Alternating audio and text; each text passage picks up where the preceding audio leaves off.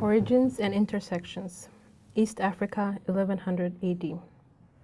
Dar ar-Salam, the al-Najashi al-Nagusi, son of the king, another king or a prince, the fragranced cities of Kilwa and Zelia. Mogadishu in full havoc, al-Mogadasi at court. Pagan marketplaces, fruit vendors, salt, nutmeg, cacao, salted air, chocolate, coffee. Women enfolded in vibrant nargile breadths, sweet mint tea and red onion rings. Cuddies and regal strawberry marbles. Jasmine-flavored dusks, rampant winters and steaming diaries. Secretly married, death in public. Stoned. Timbuktu love letters, Negusa Negustat. King of kings. What is that category? Beyond all kings, not quite emperor. The Walashma torn between Islam and the other. Sultans in lethargic years. Black, black, black Africa. I don't mean the people. The relics of Futu al-Habasha. Where do we come from? Does it really matter? Braided numbers, hairs, alphabets. Circumcised wisdom. Assalamu alaikum. Thank you for reading Origins and Intersections, Matem. Of course. The poem says, starts with East Africa, AD 1100. Mm-hmm. And I was wondering why that date? Is that around the time, is that an important time for Ethiopia, Eritrea? This poem came out of extensive research I was doing for my thesis in undergrad, and 1100 is a very significant date because it's a time of intersection between cultures, and it's around the first time Islam really came to Africa. And Ethiopia is known for being a country that that has people of different religions, but mainly Christianity and Islam, cohabiting together for thousands of years.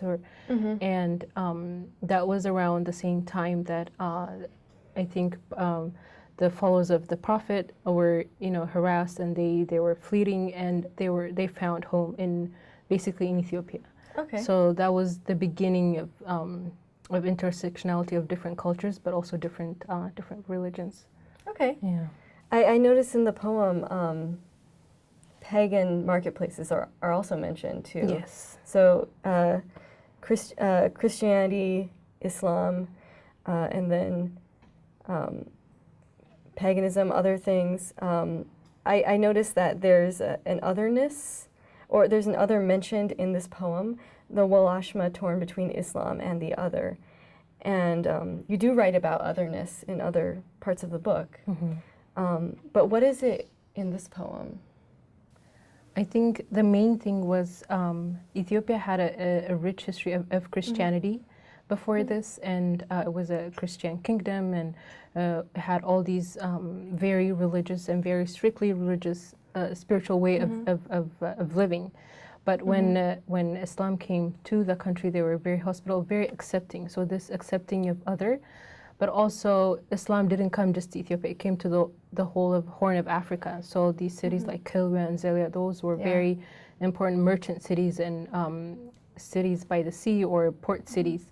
And these were all kind of conquered by Islam, but not in a conflicting or in a war way, but mostly in the accepting of cultures. Mm-hmm. So there was this otherness that came, and it's not just the people accepting Islam, but it's also the Muslim people accepting others and being in another country and another culture and being around these other people. So I really like that idea where everything began. Mm-hmm. And we, the current living Ethiopian people, are always questioned for our origins. So because we are dark-skinned, but we also have the features of people from Middle Eastern. So our noses are shaped differently, our eyes are shaped differently, and our language has also most of words are inherited from other languages like Arabic or the numbers. So Oh, yeah.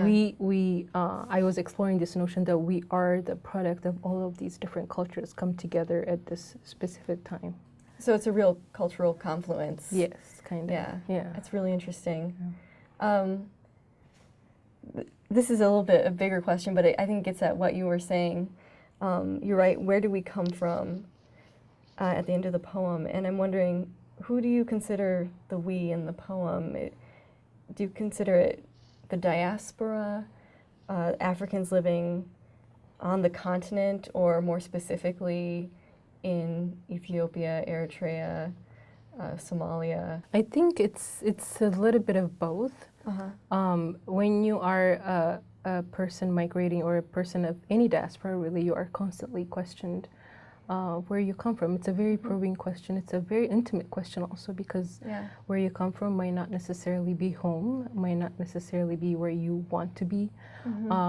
Some people flee from their places of origin for different reasons, or some don't want to go back. So there's all this very complicated personal history, but also a collective history.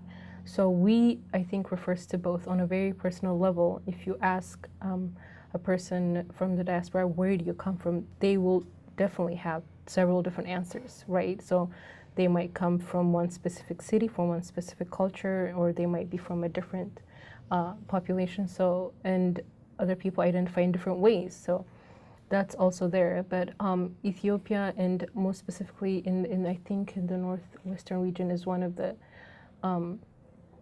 places considered where humanity also began.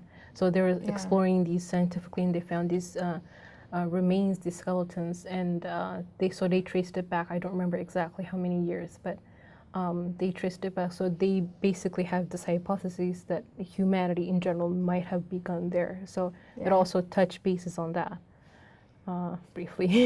Yeah. Well, there's definitely a lot happening in the poem, and it speaks to that, I think.